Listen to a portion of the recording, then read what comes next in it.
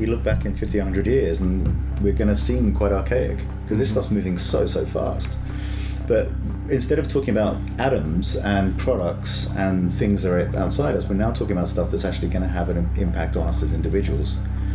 And who knows where that is going to go? That's crazy. So the sooner we can get some ethical kind of structure around it, where we're designing for humans and we're aware of the potential stuff that's coming down the track, the better. That's StJohn Deakins, and this is the All Things Risk podcast.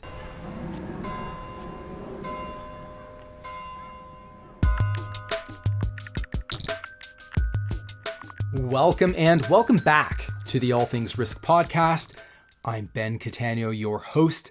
This is my show, which is all about risk and uncertainty in almost any form, but the overall objective is for all of us to understand and embrace uncertainty. So let's get into it. Today we continue our discussion about data, ethics, technology, and risk. It's a great episode to listen to following our last podcast with Paul-Olivier Dehaye. There's a continuation of some of the themes we explored, although you don't have to have listened to that one to get a lot out of this episode, but we also go into some alternative viewpoints as well. And my guest is StJohn Deakins. StJohn is the founder and CEO of CitizenMe, which is a company that enables organizations to solve problems and build closer relationships with the public through ethical user data and research tools. His vision is to create a service for everyone that lets us take back control of our digital identities and assert our rights to ourselves. And as you'll hear, our data and your data is worth more than you may think.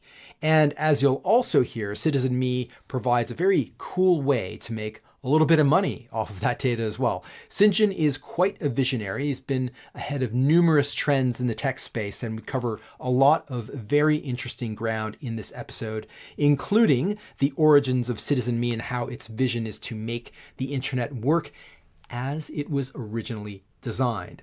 The organic data that is all around us as individuals, how StJohn and CitizenMe help people to interact with that data. We get into the Cambridge Analytica scandal, analog versus digital memories, dark patterns, ad tech, and much, much more. StJohn, as I mentioned, is an incredible visionary, and I found this one to be a fascinating, big picture conversation. So let's get into it. Here is StJohn Deakins. Enjoy.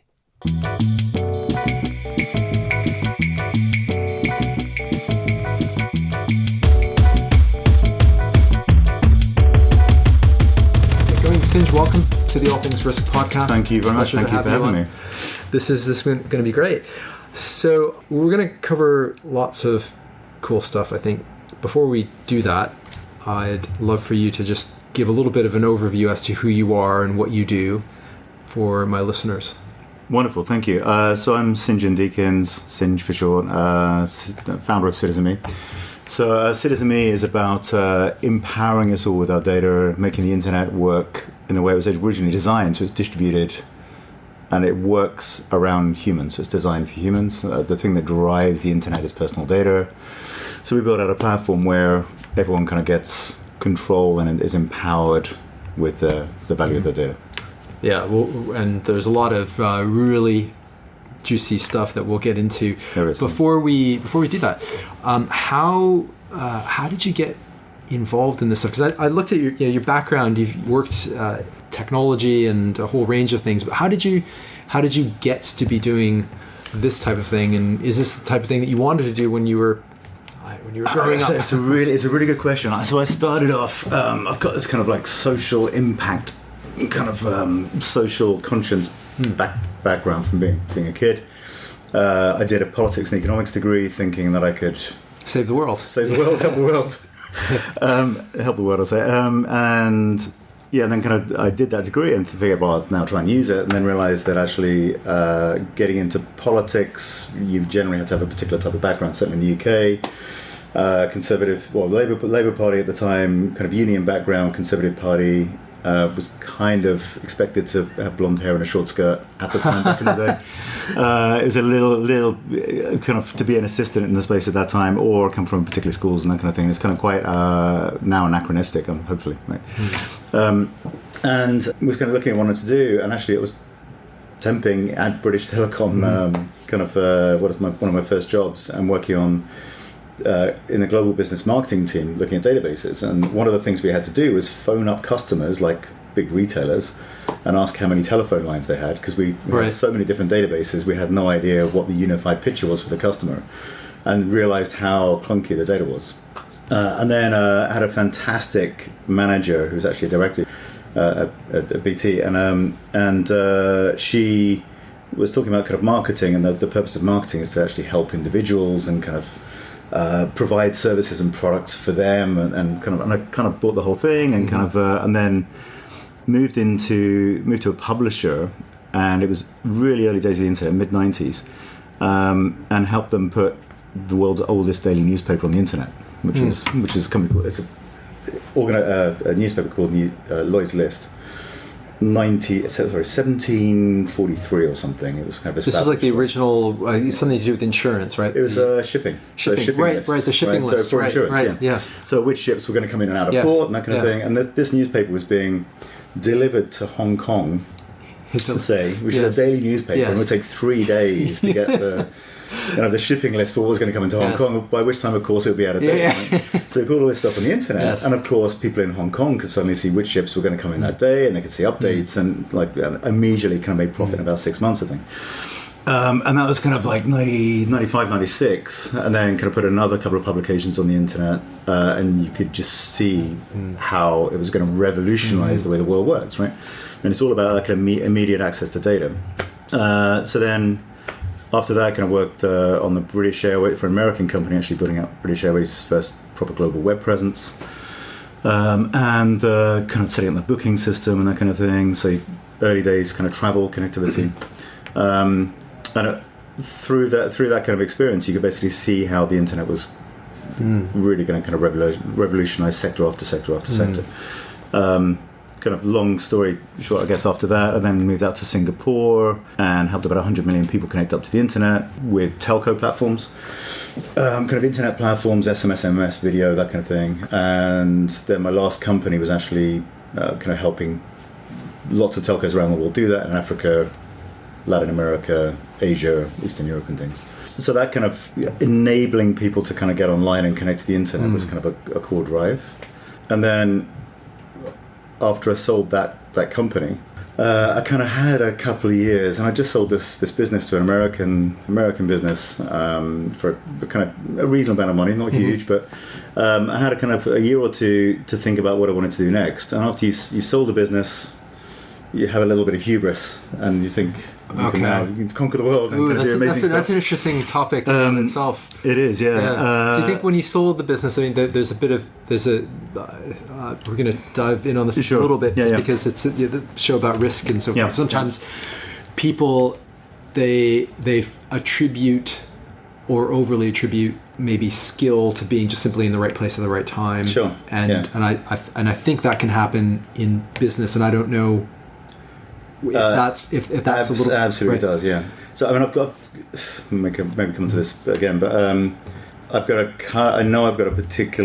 slightly different way of seeing the world, so I can kind of see things that are coming, and I generally think they're going to come in a couple of years, and it's generally kind of 5 to 10 years out. Right. So when I was doing some internet stuff around 2000, I worked on strategy papers for T-Mobile about kind of omni-channel and kind of what we called multiple digital channels, and how everyone was going to be connected to everything, and the mobile phone was going to be at the center of that experience. This is 2000, and kind of figured it was going to be like 2 years away, right? But the iPhone didn't come through until about 96, and that was 2.5G. So really, it kind of took about a decade to come through properly. But that kind of being able to link things together, I know that I have that kind of ability, but then also there's a huge amount of luck as well, right? And timing, Timing's massively important. So for this project, I was kind of looking at what the big kind of existential risks were for my kids, who were 7 and 8 at the time. Okay.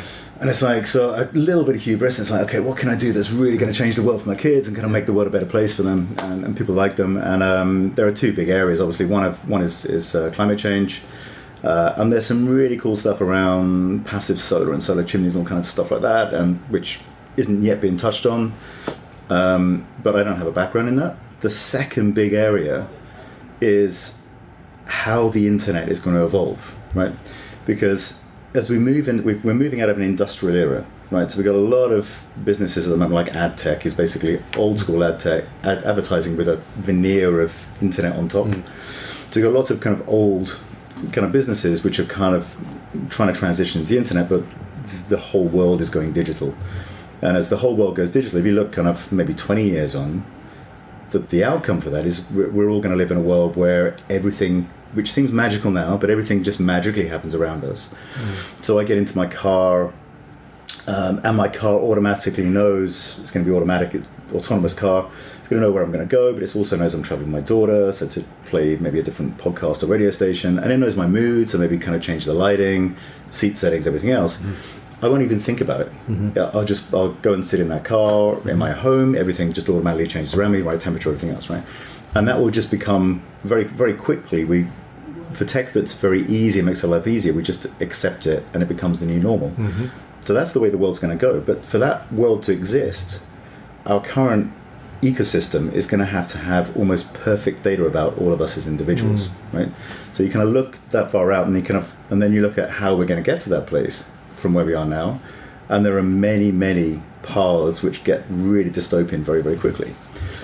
And if you look at me, you can already see this with what's happening in, say, China, with the Uyghurs and kind of people being kind of tracked on their phones and kind of like deep personality profiling. But it's basically the state having the image of you, the digital image of you, and they're basically holding their servers. In the West, it's more about kind of Facebook and Google and Amazon and I guess Alibaba and etc. Right? So all of our being basically lives in someone else's silo. You lose your internet connection, that world disappears.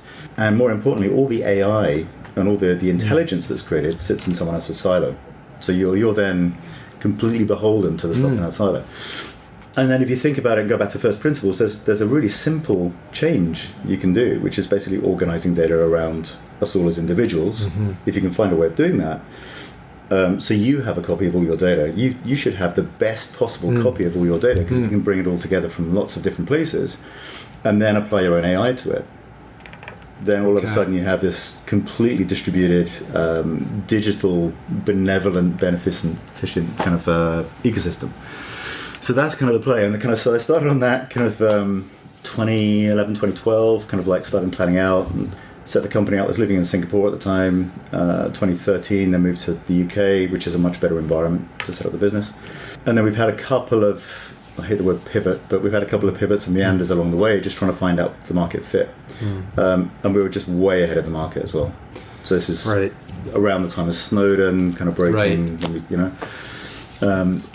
Let's dive into a few things there. Last night, I imagine this podcast will go out just before the one we're recording right now, but Paul Olivier de Hay, who founded an NGO called personaldata.io, and he was involved in providing some support around investigating Facebook and Cambridge Analytica. He did a lot of work trying to get his own data out of Facebook and that of others, and he's trying to facilitate the way that works. And in his view is that data should be a fundamental human right, that we should have access to our data, because if we don't, then we can be manipulated. There are all kinds of dystopian outcomes, and we've started to see some of that with the whole Cambridge Analytica scandal and some of Facebook's data leaks. I'd be very curious as to, when all this was going on, what was your reaction? Because you anticipated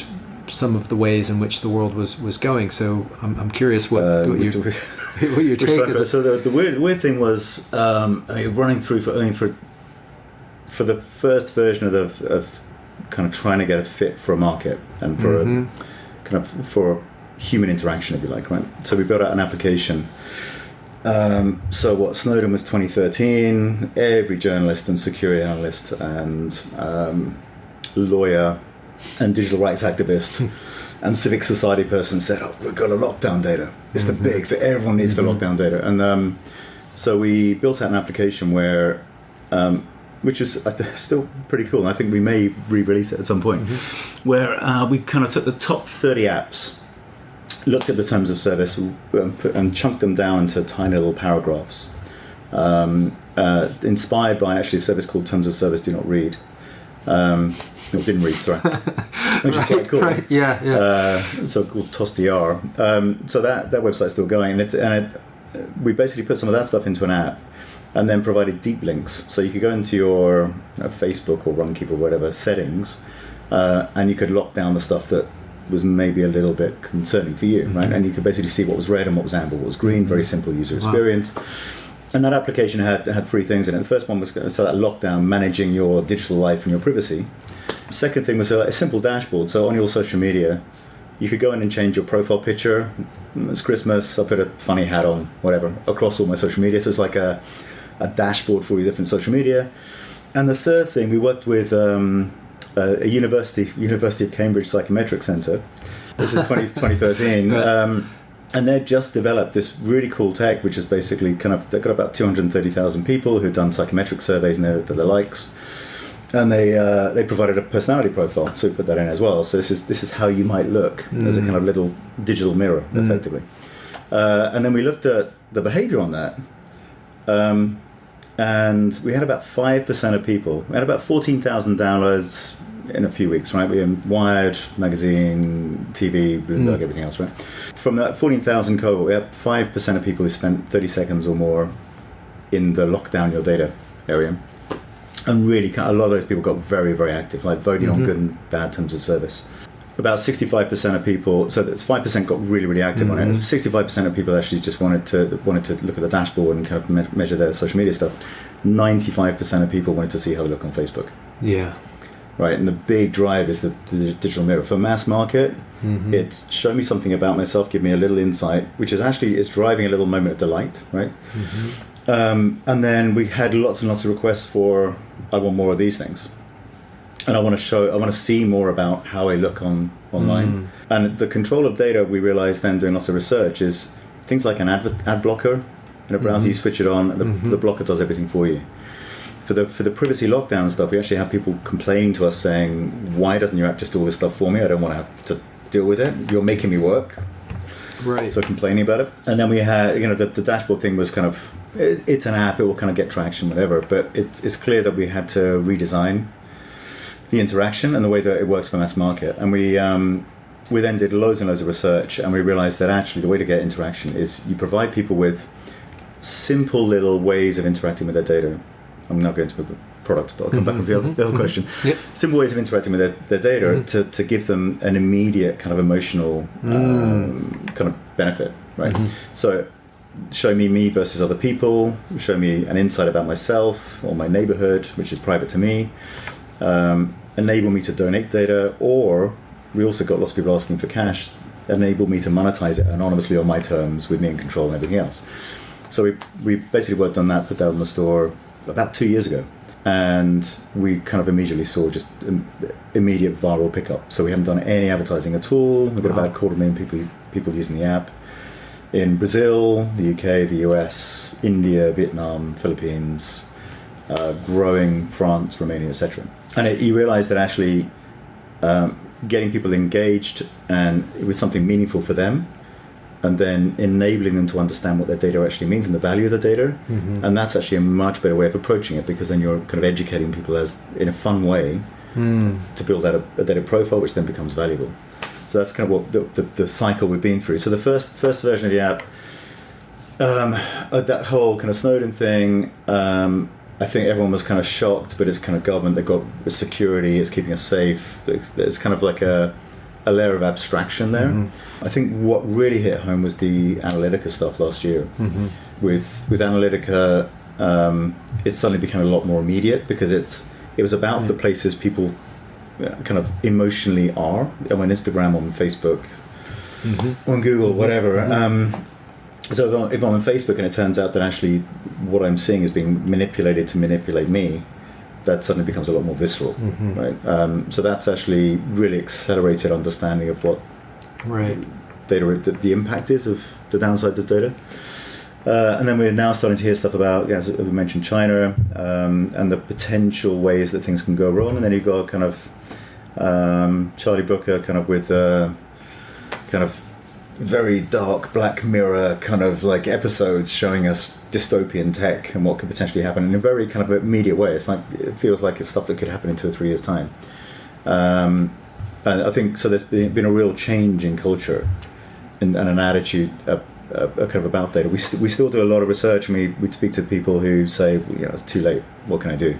It's all out there. Yes. But that sometimes I feel like that. It's Yeah. all out there, and that's the world in which we're heading. But then things like Cambridge Analytica come along, and it takes you back, and you think, oh my God, what else do people know about me? And I think perhaps even the kind of the whole some of the mental health crisis that we've got going on now, it's a bit impacted by that. As I'm speaking, I'm going to put this episode right after the one with Paul, because he was talking about Uber, and the mental health impact of Uber on their drivers and the way that those algorithms work, and it does feel like to them that they're being manipulated around. Because it seems like, for example, they're being pushed to buy cars that companies associated with Uber will sell for example, and those that don't get the good customers, and all this sort of stuff that it might be true, it might not be, but it doesn't feel like they're in control. And sometimes it doesn't feel like we're fully in control of certain things that are going on. The way are just things like the ice bucket challenge that went viral, and all, and if you just were taking your Facebook newsfeed as what's going on in the world, and you think this is the biggest thing, the most important thing, and the biggest thing that's going on in the world, which of course it's not, but it's just the way that the law, it's kind of an exponential growth curve for certain stories, and then others that are absolutely. I mean, and the algorithm side, I mean, we're really early days, and most companies don't really know what they're doing in terms of long-term impact, because you can't, because it's all new, right? So it's impossible to say that you can.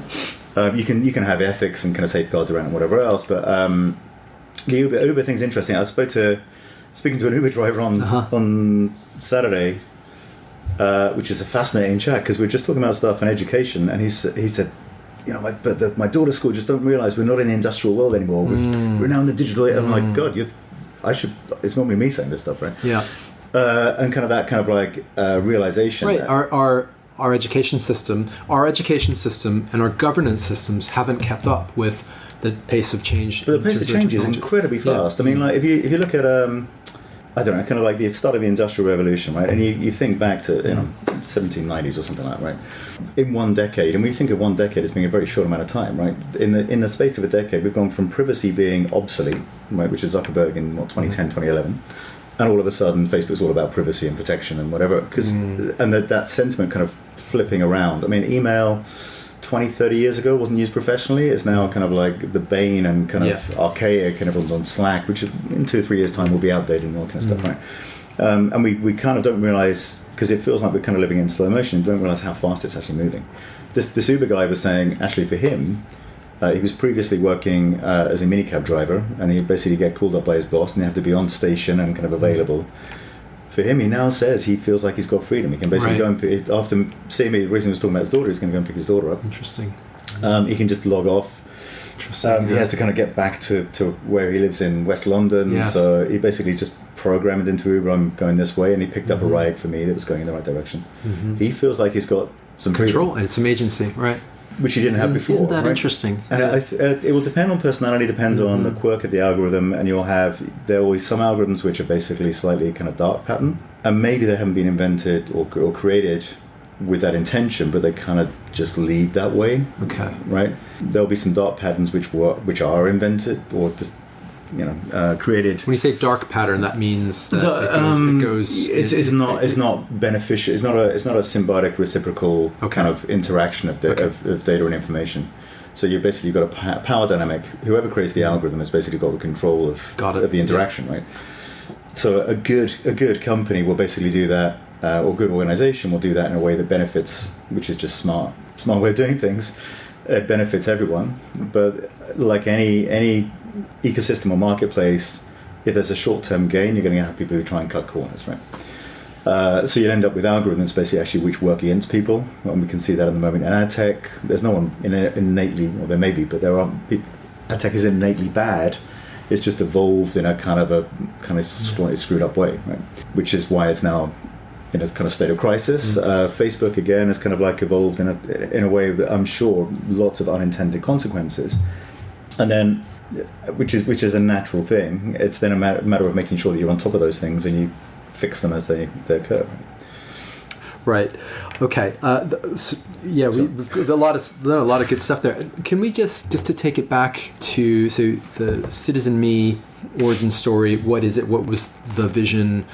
And I was playing around with the app. It's really cool, and there's a lot of good stuff that you could do with it.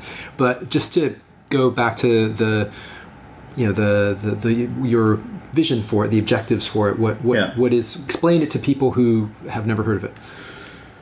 Okay, so the long-term vision is that you have a place, we currently got rectangular cell phones because of the glass and whatever else. So you have a device which you carry around which is part of with you, where you have kind of a gateway to everything that digitally sums you up, right?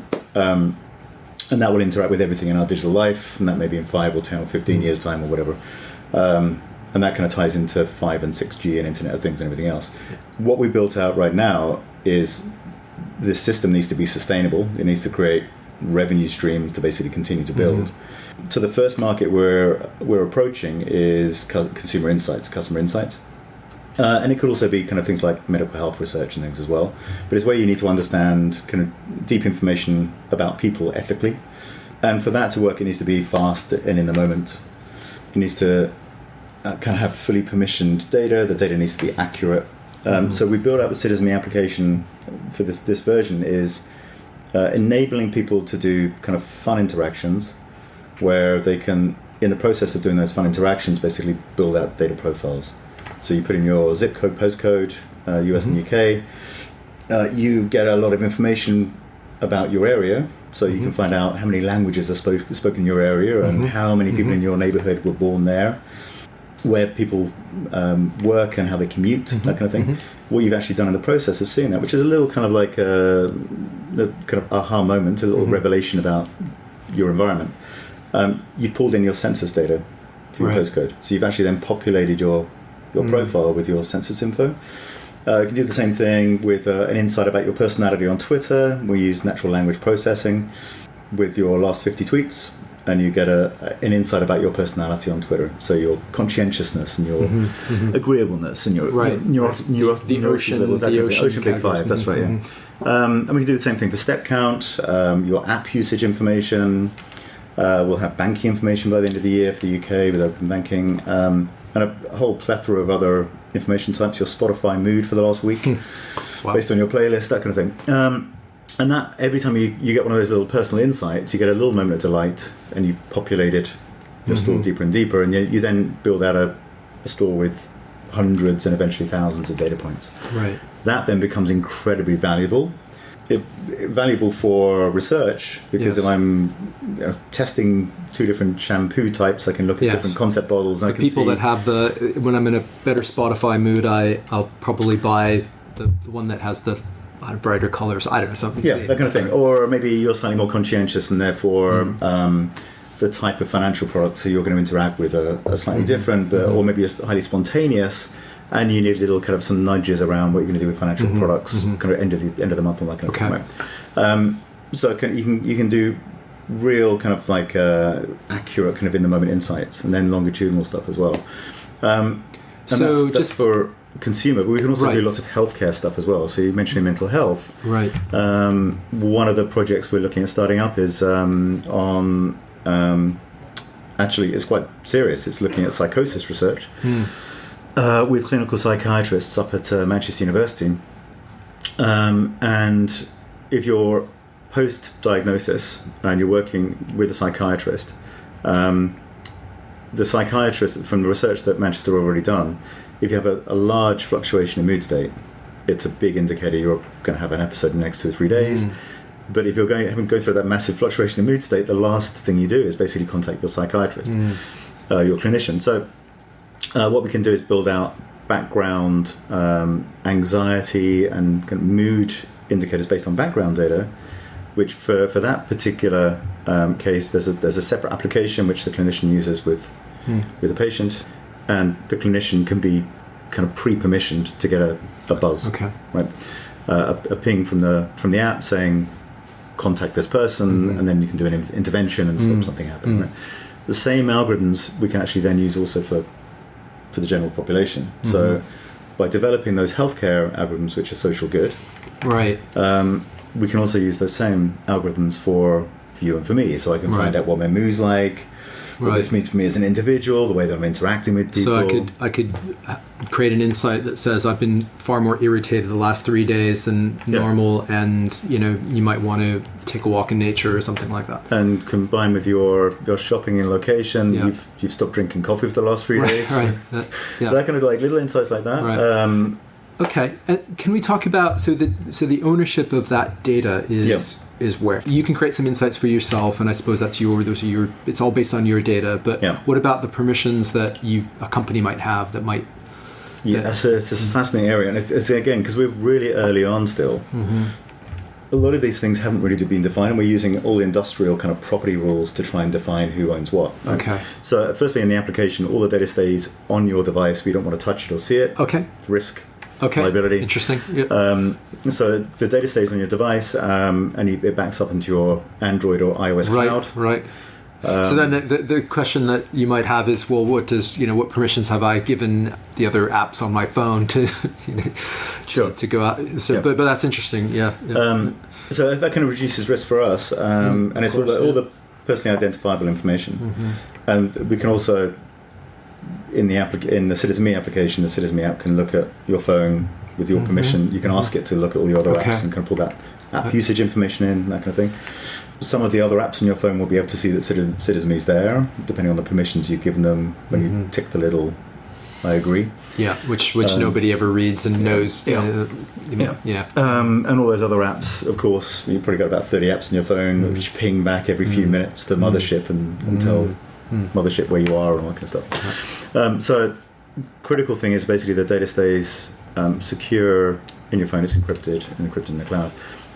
Big thing then comes when you share, because we're still kind of like grappling with how we manage this kind of legally. So we have things like GDPR in Europe, and there's legislation coming through in California in the States, which will come down the track, which is all about kind of ownership of data and kind of governance and regulation. Now, kind of the analogy is still around property. For me, it's kind of personal data is not something which is other and lives outside of us. It's more like a memory. And if you think about kind of personal data like a memory, you have memories which of thoughts which you will keep completely private.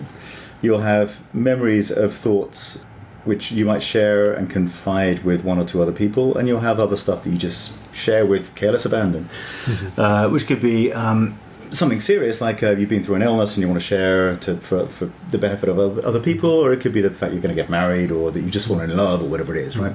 So those two extremes are kind of fairly straightforward to deal with. Where it gets really tricky is where we share in confidence.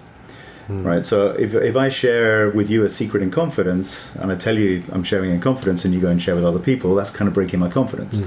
And if you think about that in a digital world, it's the same kind of setup. If I share information with my supermarket loyalty card, I don't expect them to go and sell it on to other people. That's not part of the deal. The deal, I trust the brand for a two-way sharing. And if they want to sell it on, actually, that should be with my permission, and I should get a cut because it's my information. Right? And the other thing about kind of memory that's interesting is, if you think about it like a memory, if you share an event, we both have a memory of that event. It's a very different memory. We perceive it differently, but it's the same event, right? If I go and buy a coffee from a coffee shop, the coffee shop should have a memory of the fact that I bought the coffee. I've got a memory. We share that memory. And maybe the credit card company has a memory as well, right? But those are all then shared memories, and it's how we deal with those shared memories and how we classify those in terms of ownership, because they're clearly owned, but they're not kind of like property, like I have a house, right? Which is an analog thing, because there is only one house, and either you have it or I have it. And legally, we tend to think about personal data in those kind of terms. And that means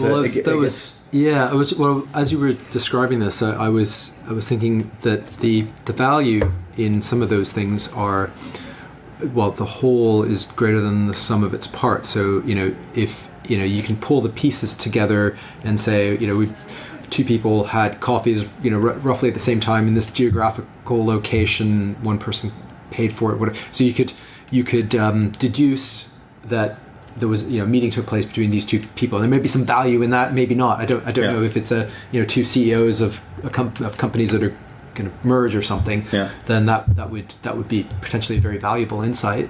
But none of those isolated bits of data is particularly valuable. But in the aggregate, it could be hugely valuable. And so who owns that, and what are the rights to that? Totally. If I go into a coffee shop, the fact that there's certain footfall outside at a particular time of day, and then they can convert that into people who come to the store and buy coffee and whatever else, combined with open weather data, and like as an organisation, is incredibly valuable. That's the value of the data for them. The value of the data for me is that I have 3 cups of coffee a day. Yeah, and I'm probably about ready to have another coffee or whatever. Sure. And I get a nudge about maybe reducing my caffeine intake or something like that, right? So kind of very different uses of the same memory, but it's a shared memory between us, right? Yeah. The risk comes where, at the moment, I have nowhere to keep my digital memory. So I've got a kind of wet brain memory of the fact that I don't know, did I buy 2 coffees? Right, exactly. No idea, right? Yeah. But my kind of coffee loyalty card knows how many I've bought. So then we end up kind of borrowing access to an organization's memory, like my loyalty card or my bank statement or whatever else. But actually I need to have my own copy of that. And if I can have a copy of it, and then I can pull in my health over the last year, my bank spend, everything else, I then get a much, much more powerful picture of my information for me, because I can run algorithms on that. I can share that back with organizations, which becomes incredibly powerful for organizations. So the whole ecosystem suddenly starts singing, right? Because you have that kind of reciprocity in terms of the memory and the shared memory. The risk at the moment is that everything sits in silos. So you end up with things like credit scoring agencies where they have huge amounts of data. It's all really kind of decayed, and kind of, a lot of it's old. It's been bought in without my knowledge from lots of different companies, lots of different places. So there's just silly things that could happen that would lower or increase your credit score. And they may have pulled in some data which says that I lived in a house that I never lived in. That goes in my score. I then go for a mortgage or something. They ask me where I've lived. I can't answer the question correctly, and I'm told I'm lying because the data's seen as being the source of truth. Right. And also, so there's a massive risk in terms of the data quality, and that feeds our current world, right? Those data sources in a digital world feed our environment, our economy. So that's a huge kind of existential risk for us, and kind of it just means that everything's a bit degraded and a bit stale and doesn't quite work and a bit corrupted. And then the other risk, of course, is if you've got like 200 million records of North American adults with 5,000 data points, it's going to get hacked, because the value of me hacking that data once, I can sell it on the dark web. Right, and I've got, I think Aadhaar, I've got 1 billion Indian records with biometrics. It's hacked. Some of it's been hacked. It's on the dark web for, I think, $6 a time, right? Right. So I can make millions and millions of dollars with one hack. So you've got this huge systemic risk, because we're centralizing everything into little silos which aren't particularly secure. Yeah, one never knows, but it always seems like it's like, insider trading or doping in sport or whatever. The regulators always half a step behind the bad actors, and it's just this game of arms race of trying to protect. Absolutely, yeah. And the other massive risk there is that the regulators are all basically nationally bound. EU's kind of slightly supranational, but it's, if I live in the UK, fine, I'm on the GPO for now. But if I live in, so let's say Belgium, I'm okay. But if I live in Botswana or Belize or Buffalo, New York or whatever, I kind of don't get the same protection. So where I have protection just is purely a lottery of birth. So we also need to have, if we've got a kind of increasingly global digital economy, where are the global regulations going to come from, right? And at the moment, it's everyone's kind of following GDPR with some different flavors in Singapore and Australia and whatever else.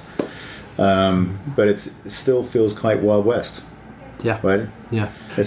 just even when you have national boundaries, it's the lawmaking process is just so ancient that it's even hard to govern what goes on technologically in within certain borders, let alone cross borders. And it depends also jurisdiction. Some jurisdictions will enforce more rigorously, and others will less, and then you end up with almost like a kind of international tax system where you'll have personal data in different places because there's lighter regulation and that kind of thing, which is for personal data is all a bit dysfunctional, especially in a world of hacks and data leaks and all that kind of stuff. Right? So. Right, but at least what it strikes me that CitizenMe is doing is at least it creates one of the things I think is just a greater self-awareness of what's out there. What you know about yourself, and therefore what others might deduce, or the data ecosystem might be manipulating you.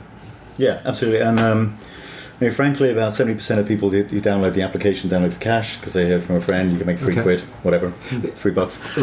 Right.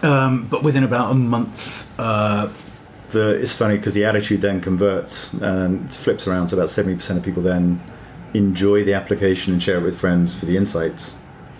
They've heard about the cache, kind of come in and then kind of find out more about themselves. Explain the cache bit. How does that work?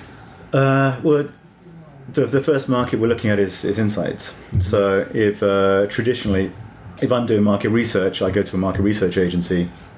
I pay them £40,000 for some research.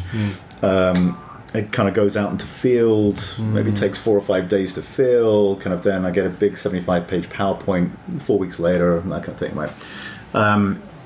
And that's kind of traditional market research, and it's fantastic. It's the way that things have been since Mad Men, 1950s kind of thing, right? And it's actually the ethical part of marketing because it's all anonymized, there's kind of age limits, constraints and whatever else, right? But in terms of the way that works, it's incredibly manual and incredibly industrial.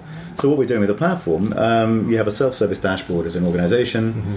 At the moment, you've got a stadium full of 200, getting up to 250,000 people, and you can ask any population within that stadium to share data with you in real time.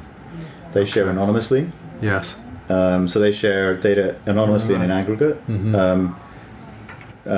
In terms of the cash transaction, when you're putting that together, every data point has a price, and it just totals up like a shopping list. So you want this data, ask a few questions. In and about, we did something actually for a client yesterday morning.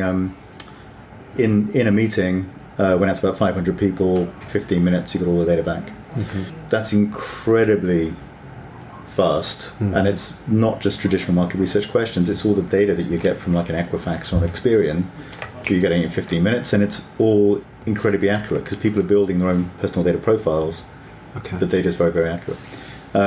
So that's the kind of first market we're in. We're also doing some mental health research stuff, pro bono, and that kind of thing, as I mentioned. But it means that you have this kind of real-time exchange and interaction of data. Mm-hmm. Right, and it's a place to start off from. It enables us to kind of like build initial revenues, and then we move into other markets like things like price comparison sites. Right, if you're going to switch electricity, basically the comparison site's being paid $5 or $10, $15. Yeah, you don't see any of that. Right. If you're going to go and buy a car, you go to a classified site online, you tap on a Prius or whatever it is, and the dealer basically will pay $10 for the lead, and you don't get any of that, right? If the dealer could see that you're a family of two, you've got a compact, you're about to have a kid, so you probably want to buy an SUV, safety, good for the money, you like in particular driving, you like driving down the motorway, you like Top Gear or whatever it is, right? The dealer then has a much more qualified lead. They'll pay $50-$60 for that. All right. So when you buy a car, 5 calls from dealers before you buy your car, you earn $100. Yeah, and I don't know what my listeners are like, but I don't mind an ad that is quite relevant to what I'm looking for, right? Yeah. So I'm a big cyclist. I always get cycling related adverts, but if I'm looking for something specific, a new set of wheels or something, whatever it is, but I don't mind something that kind of says, hey, by the way, you might want to look over here for that's absolutely. But I always get who's in control? Is am I in control or because I'm this targeted ad is coming at me, or is someone else in control, and but maybe no one is fully in control. So advertising is another market, as well as things like classified. And there are other markets, like we could have a citizen credit score, which we've been approached by a bank about doing, and that kind of thing. Right.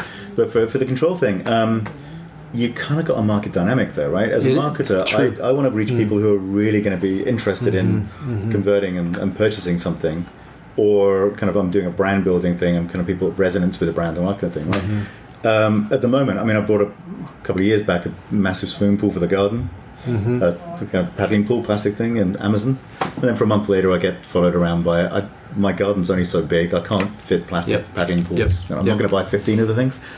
But the tech is so clunky and it doesn't really understand me. If it knows that I just purchased that, the adding a kind of industry in the ecosystem kind of knows about me, but in a way that suits me without me having to share huge amounts of personal data, then you can make advertising itself far more efficient. There's so much wastage in advertising, especially digital advertising.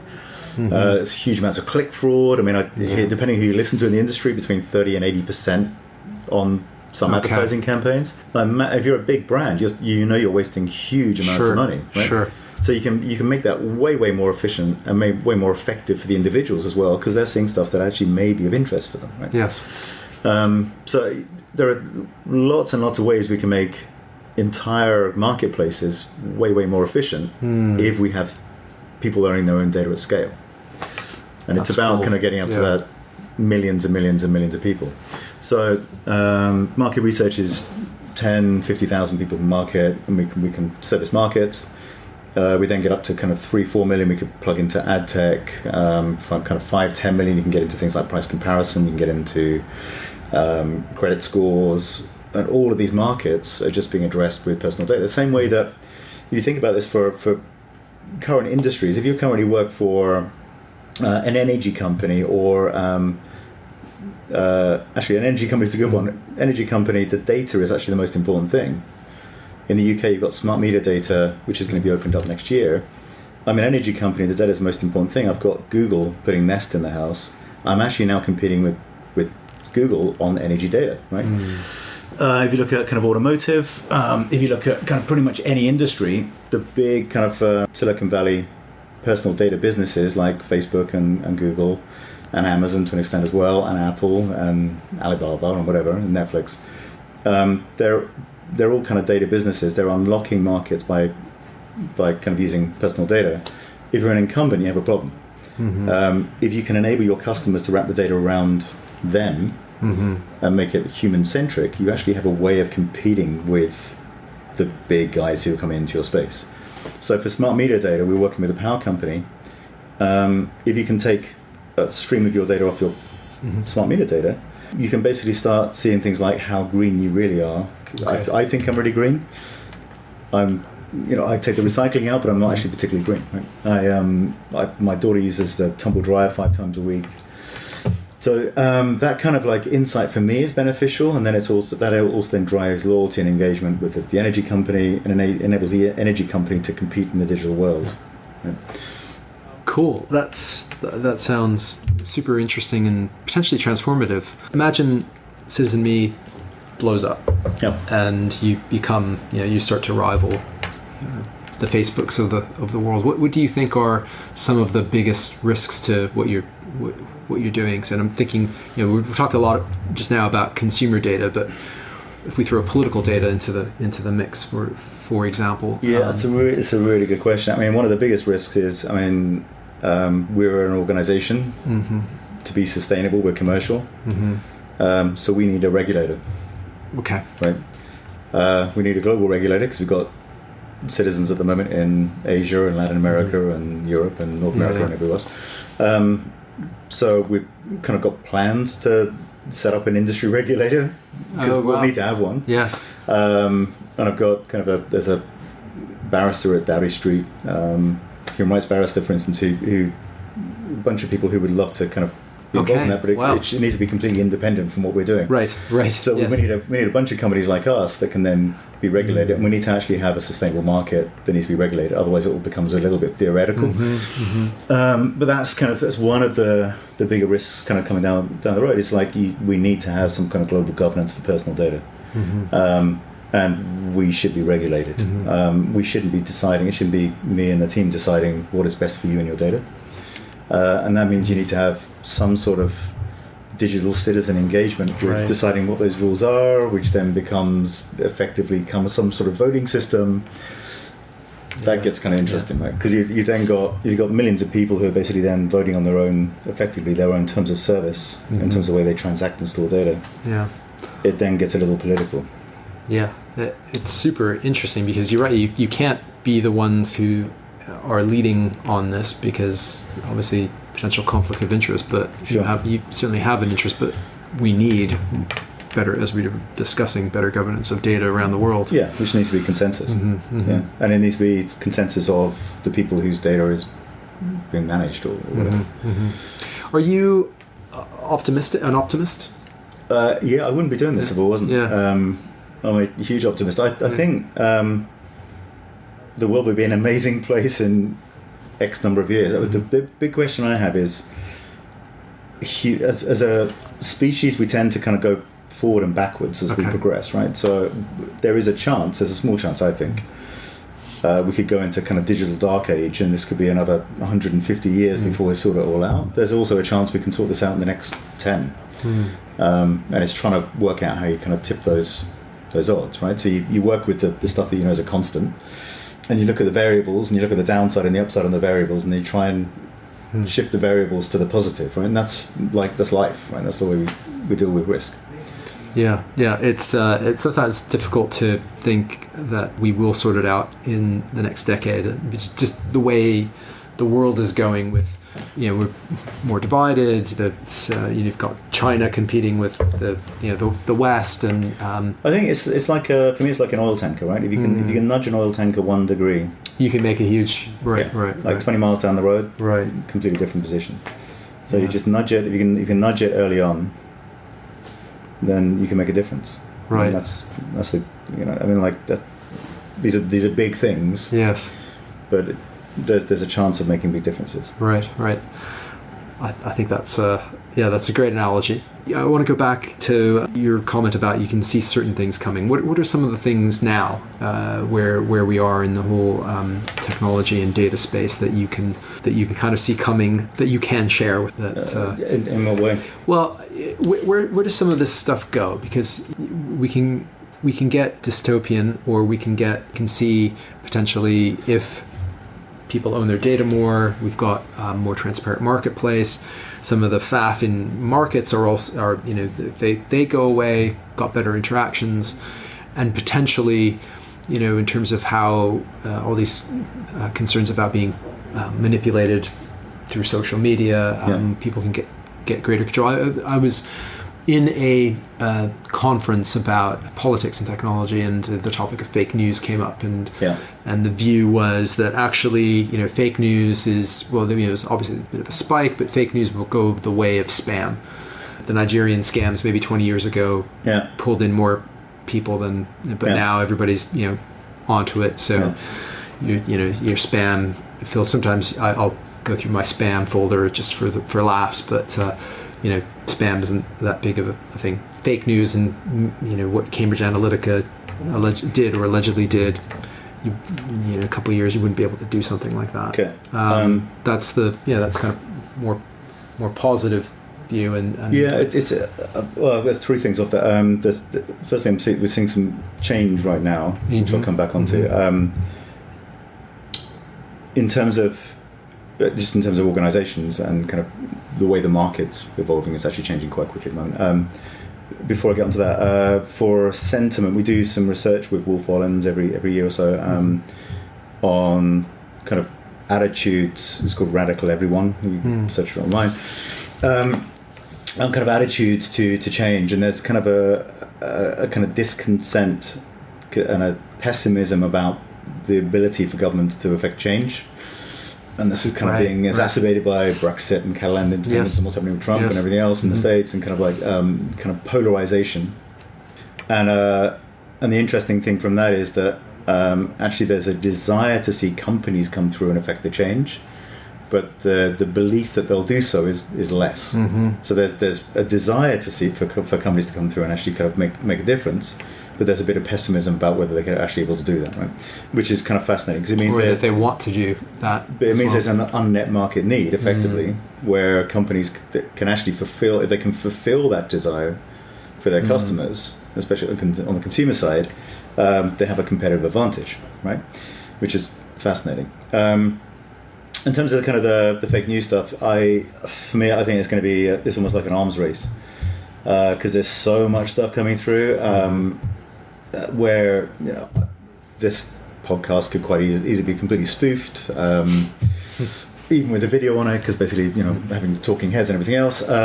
The fascinating thing for that, though, is if we look at the way my kids and that generation kind of interact and do stuff socially, it's very, very different to the way that I would do stuff. And maybe, we have on the team, we have people in their 20s and 30s, and my kids in their teens do things differently.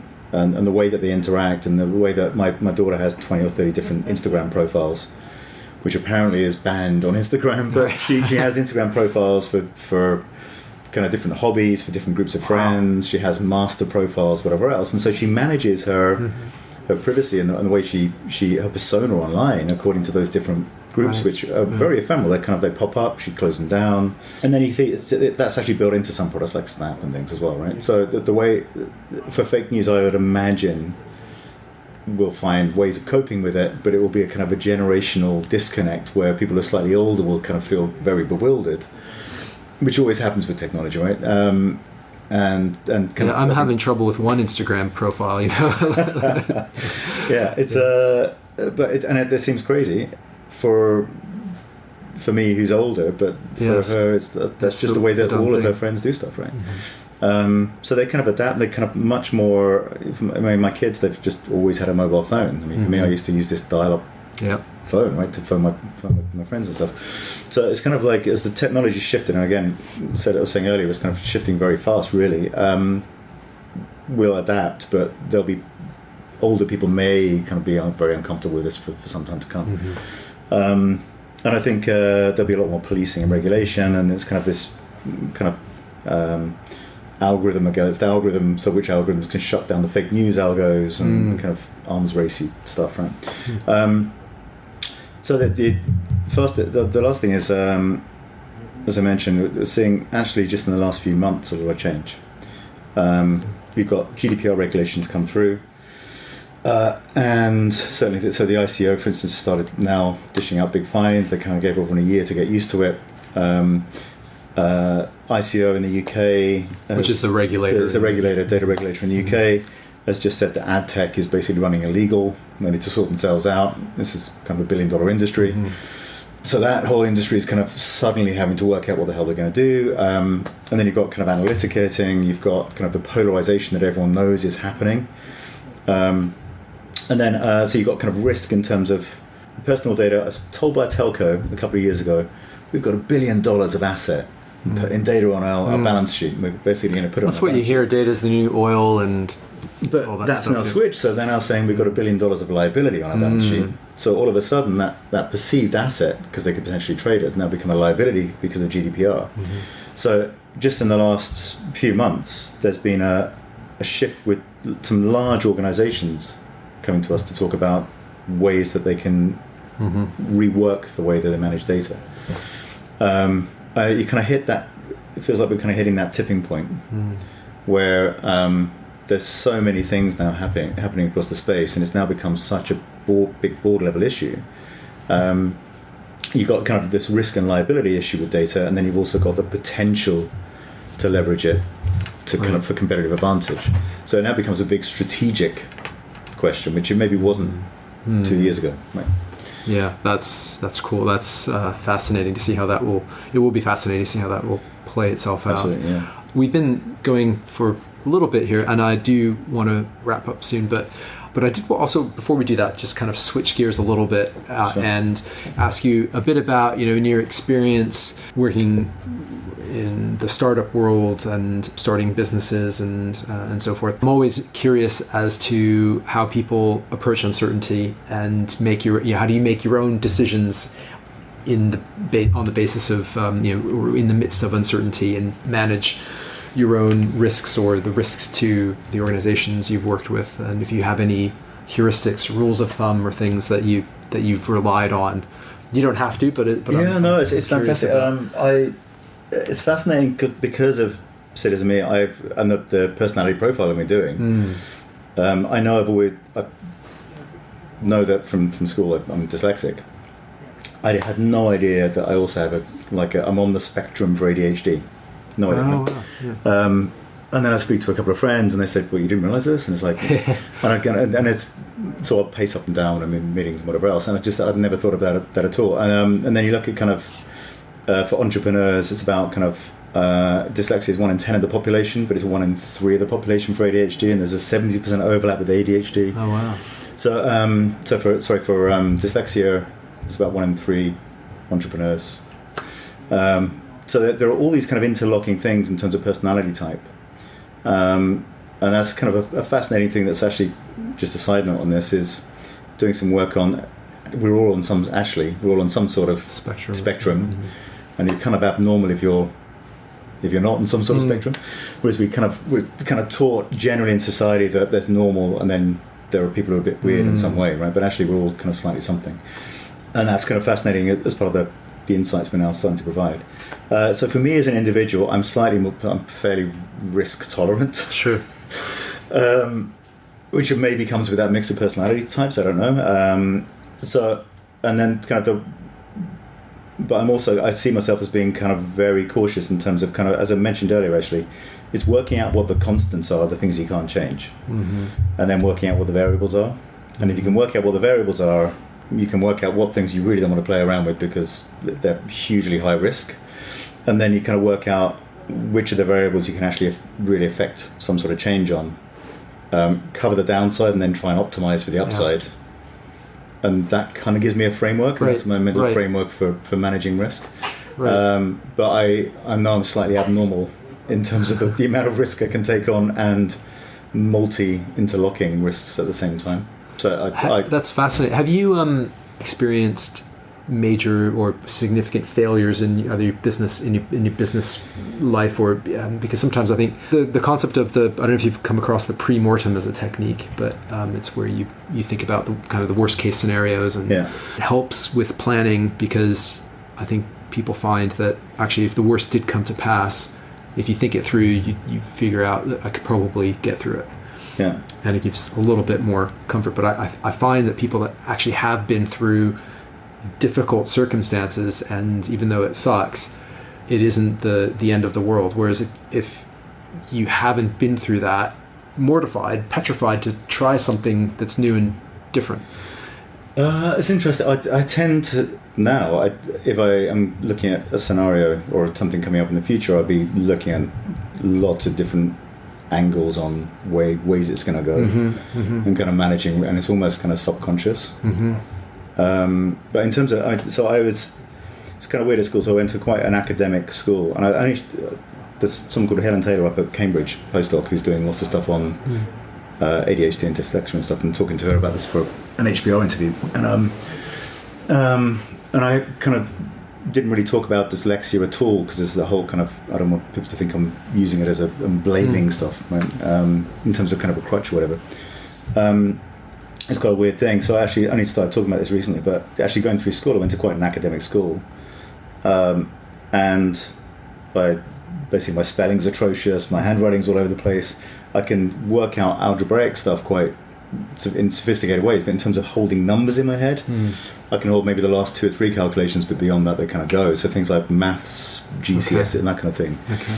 So actually kind of through school, even though I knew I was quite smart, basically I just wasn't recognised for that through school, which is actually maybe an entrepreneurial thing, right?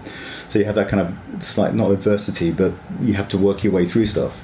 And then I was massive I was massive rower through my teens as well. So all that kind of planning and preparation for success, discipline, and those you do things. So you basically do the hard yards over the winter, and you're basically out on 7 o'clock in the morning in the cold with ice on the rigging, and you kind of go through it, and then you get to the race, and the preparation gives you the success and the kind of mental mindset, and you have to believe you're going to win. You don't win, you deal with it afterwards, that kind of thing. But you kind of go through scenarios, and then visualize the success, and all that classic stuff, right? So I think that taught me a huge amount. That's fascinating. The stats you put out about entrepreneurs and things like dyslexia and ADHD, I think that there's something very interesting about that, because I guess having those things in some ways, there's an advantage, because you're kind of forced to look at the world in a little bit of a different way than other people. So you see things other people aren't seeing because you're looking at the world in a different way, and it becomes an advantage. Yeah. It's also, I mean, just about in terms of kind of their kind of operational, organizational side of things. I know I need to bring in people who can delegate. Sure. And it's kind of understanding that as well. Sure. So it's that kind of self-awareness, I guess, to kind of plug the kind of weaknesses and then accentuate the strengths and things. But so because I think the kind of stuff that you've done, and the founding of CitizenMe, and there's like, it blows me away, because I've always been more linear in terms of my way of approaching stuff, but slowly I've been able to connect dots to things and have I have unique insights, because I'm the only person that have done these sorts of things, and trying to bring them together for this podcast, for example. But was never my default. The default was always do this, then get that, then get that, then get that. That's incredibly valuable. Because it means you can focus in terms of kind of like organizing and structure it, and like that. I mentioned it's also, but it's also slightly boring, and you do see, come back to types, in certain types of organizations, the same types of personalities, and that's fascinating. It's actually in terms of risk, because then we have a higher risk. We tend to hire people like ourselves. But actually, for a thriving organization, you have to have this diversity of cognition. Absolutely. Right? So you have to have people who are, also in your own life, you have to have people that come from different walks of life that are that can challenge you on what it is you're doing. So why you think you're and not, it just gives you pause, right? That maybe doing this thing might not be the best thing for me, or whatever. Yeah. And the fascinating thing is that's kind of where AI is leading, right. In terms of the self-awareness and having the ability to set up your own nudges and kind of tell me how I can flourish as an individual in the ways that I want. It's so amazing how the numerous things that are out there even now to improve health and mental well-being. That, for me, I mean, that's the thing that blows my mind is the fact we're right at the beginning of this kind of new digital era, and all this stuff. We're kind of like steam engine on a bit of railway. Kind of, we've just about got it mobile. We've got it from static to mobile, kind of flex stage, which for them would have been amazing innovation. But you look back on it now, and it's like, God, that was like, there was just, like wasting all this energy and kind of putting fire in a burn, all that kind of thing, right? And that's kind of where we are now. And I think you look back in 50, 100 years, and we're going to seem quite archaic, because this stuff's moving so fast. But instead of talking about atoms and products and things that are outside us, we're now talking about stuff that's actually going to have an impact on us as individuals. And who knows where that is going to go? That's crazy. So the sooner we can get some ethical kind of structure around it, where we're designing for humans and we're aware of the potential stuff that's coming down the track, the better. Right? I love that phrase, designing for humans. Yeah. That's where we've right now, I think, gone off course a little bit, and I'm seeing so much stuff in the kind of countervailing space where people are designing for humans. Yeah, and it's fascinating. I mean, and it's incredibly exciting, right? So it's really easy to get carried away. It's also really basic. It's also really, really basic. I was just talking to some colleagues about risk taking. So another podcast conversation about just the people that work in the risk space, risk professionals, right?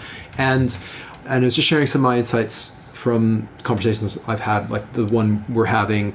And one of the things that keeps coming up again and again, regardless of whether it's an entrepreneur or a successful adventurer or an executive or whatever, it's taking care of both mind and body. That if you're in a meeting, right, have people slept well? Are people, are they angry or not? Is there food there? And just have people exercise and move their bodies? Yeah. And if you are making decisions about an organization, in an organization, or about yourself, you've got to take care of that stuff. Yeah. And that's just really basic. There's really basic stuff, but that's just like duh, right? But Yeah, but we've absolutely. lost. We're losing. I think we kind of lost that because we if you look at our education system, it's created to make people into middle managers now, right? And it was created to make people into shop stewards or whatever it was, right? And it's kind of about fitting people into the machine. Yes. And into an industrial area, kind of factories and offices and stuff. And we're now moving away from that, where you can have people remote working. It's a huge amounts more. There's start of flexibility and kind of. Right. And it's about kind of cognitive power and enabling individuals to flourish. But we still have these mindsets of you're going to work in a cubicle from 9 o'clock until 5:30. And I think there's something that goes on inside the brain about that as well. There's these sort of neuroplastic. I'm not a neuroscientist, but the whole thing fascinates me, and these neural connections that we've forged over just repeated behavior. Yeah. And like it's no shit that when you get up and walk around, you get a new idea, a new perspective on something that you're working on, whether that's a problem, right? Or you go for a run, right? And then you come back and you've got all these sorts of ideas. Yeah. And we're just starting to figure that out. And what goes on inside the brain when that happens? And then how can we hack is a terrible word for it, but how can we take control over that just by taking control over accentuate the positive side, right take control of our thoughts, taking control of the way in which we create ideas, the way in which our own happiness and well-being, just by managing the thoughts that we have. And there's all this stuff about how our breath affects that, and it's just mind and body are not they're kind of, it's just a continuum. It's also a spectrum, right? So exactly, mind's part of the body, right? So if you read Harari kind of Homodeus and stuff, right? And we've got 100,000 years of evolution where we've been kind of basically out in nature, walking around, very active. And then for the last 200,000 years, just 200 years, 200 years. started to be more industrial. The last kind of 100 years-ish, we've been in offices with strip lighting, and and it's functional, but it's not optimal. It's not optimal, and it doesn't enable us to flourish, right? So basically, in terms of the way that we work and we share ideas, which is kind of the way the new era is going, right? It's all about kind of brain power and sharing of ideas and thoughts, and because everything else is going to be mechanized and automated. And it comes back to the education. Is sitting at a desk being lectured at the best way to learn? For some people, maybe, but there's so many ways. For 20% maybe. And then you've got the other 80%. And we all have kind of attention spans, all kinds of stuff. And they just it's very much kind of we're fitting humans into boxes instead of designing around the human. And that's I think that's where that's a great way to think about being optimistic, and I love that. I think that's a great way to probably wrap it up. But was there anything that we didn't cover that you think is worthy of mention? Yeah, maybe. Yeah, let's go for it. Yeah, a little weird one. One of my favorite movies, Contact, Jodie Foster. Right. And there's this scene, and if you don't know about it, basically it's a movie where kind of we're being communicated by aliens across the universe. And they kind of basically send through, which we work out after a while, kind of Jodie Foster works out that there's this map of a spaceship, and we've got to go build it, and a number of years later it's built. And she gets into it, and basically humans then kind of, she goes into this capsule, and because the people designing it basically thought it wasn't safe, they put a chair in it bolted to the ceiling, and she's going through this wormhole or whatever, and the chair's shuddering, she's having this terrible time, and then she realizes that actually her necklace is floating, so she unbuckles, and she's floating in this capsule, and it's designed for someone to just float gravity free in this capsule through a wormhole, right? And then all of a sudden the chair smashes up against the ceiling, and if she'd been in the chair, she would have been squelched, right? And that's kind of where we are. You've got to go with giving people their own data. You can, as long as the structures are there that are innately human-centric, it will be fine. And basically enabling people to kind of like have the transparency of what their data means. You don't have to worry about the fact you know too much about them. You're going to freak them out. Basically enable people to have their own data, get the insight from it, get the value from it. They'll share it back with you. And we can have a much, much better ride. And the other point is, if we don't, you may get squelched on the ceiling. Fantastic. I love that. That's a great analogy. Before we go, where can people find you and find CitizenMe? CitizenMe.com. Really interested in hearing different kind of views and voices and attitudes to what we're doing. So please get in contact. Also on Twitter, StJohn LinkedIn, all the usuals. At StJohn Deakins on Twitter. And we're kind of really interested in hearing kind of views about kind of what we're doing. Cool. Because that helps us then kind of grow and orientate in the right way. So. Fantastic. Well, Sinj, thank you very much for joining me. This was great. Thank you very much. All right, I hope you all enjoyed that. Give Sinjin a follow and definitely check out the CitizenMe app. Links are in the show notes as usual. And let me know what you think about this episode and about the show in general. You can drop me a note at allthingsrisk@gmail.com or hit us up on social media. And if you are a fan of All Things Risk, one of the best things that you can do to support us is to leave a positive rating or review wherever you get your podcasts. That is it for now. We'll be back soon. Until then, and as always, don't forget, risk is life.